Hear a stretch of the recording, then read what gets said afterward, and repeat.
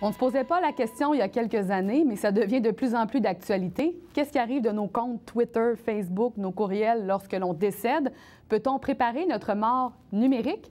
Samuel Moreau, reporter, nous dresse le portrait. Salut Samuel. Bonjour Stéphanie. Est-ce qu'on peut préparer notre mort numérique?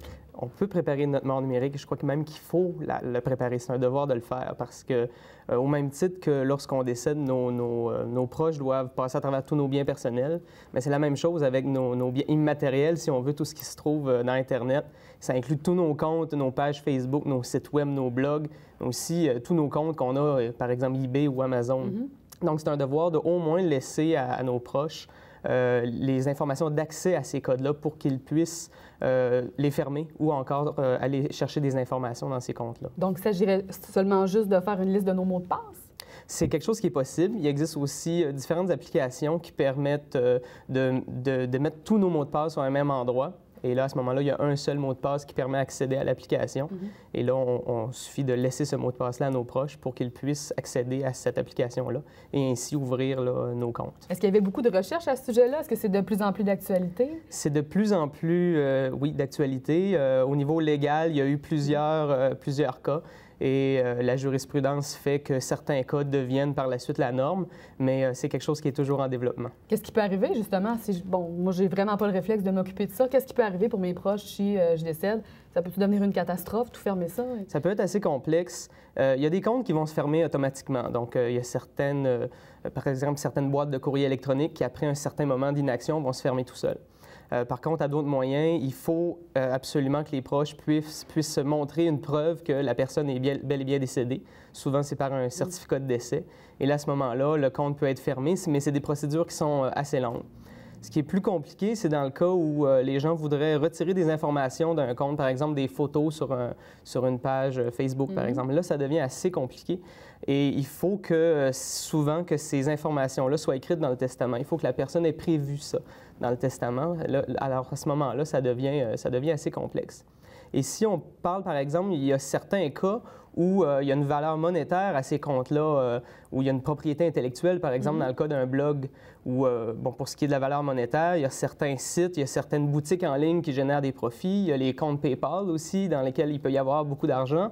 Alors, à ce moment-là, ça devient assez problématique pour les proches, là, pour contrôler tout ça. C'est un pensez-y bien, mais il n'y a pas vraiment beaucoup de choses qui peuvent nous accompagner là-dedans. Là, on en parle, mais il n'y a pas vraiment de personnes ressources qui font juste ça, qui disent « on va vous accompagner dans votre mort numérique ». Pas beaucoup. Il existe, on voit présentement, là, il y a des compagnies, il y a des sites web qui se créent pour que les gens puissent prévoir leur mort numérique. Mais c'est un peu compliqué. Quand je parlais tout à l'heure de l'endroit où on peut laisser nos mots de passe, il existe des sites web où, justement, on peut enregistrer tous nos mots de passe. Et par contre, ça devient un peu problématique parce que ça devient une espèce d'Eldorado pour les pirates informatiques. Parce qu'en mettant tous nos mots de passe à un endroit, c'est pas très sécuritaire. C'est pas non plus sécuritaire de faire un fichier Word avec tous ces mots de passe. Donc, c'est toujours mieux de garder ces mots de passe-là dans une autre forme, le papier ou chez le notaire. Dans la même ligne, on assiste, par exemple, un compte Facebook qui devient un compte posthume, c'est-à-dire la personne décède, ça devient un endroit hommage. Ça existe de plus en plus. Oui, donc c'est quelque chose qui existe depuis quelques années. Il faut savoir que Facebook, c'est environ 1 milliard d'utilisateurs. C'est énorme. Alors, c'est des centaines de milliers de personnes qui décèdent. Et là, Facebook devenait aux prises avec ce problème-là de pages qui existaient de gens qui sont décédés. Alors, ils ont créé cette fonctionnalité-là. Donc, quelqu'un qui est ami avec quelqu'un qui est décédé peut, en remplissant un formulaire, déclarer que cette personne-là est décédée. Et là, ça prend une preuve de décès, évidemment. Et à ce moment-là, la page peut être soit détruite complètement, soit transformée en page commémorative.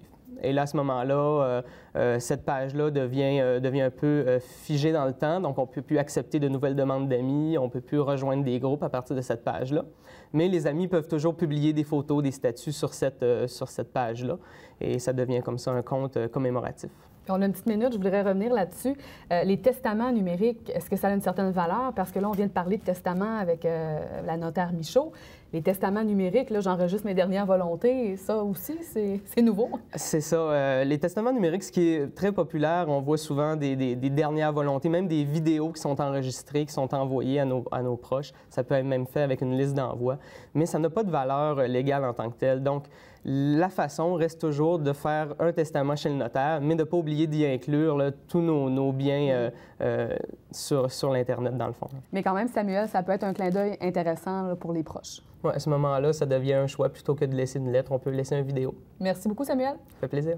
Après la pause, on s'en va à Montréal. Maître Jean-Pierre Ménard, qui préside le comité de juristes experts chargé de mettre en œuvre les recommandations du rapport Mourir dans la dignité, est là, après la pause.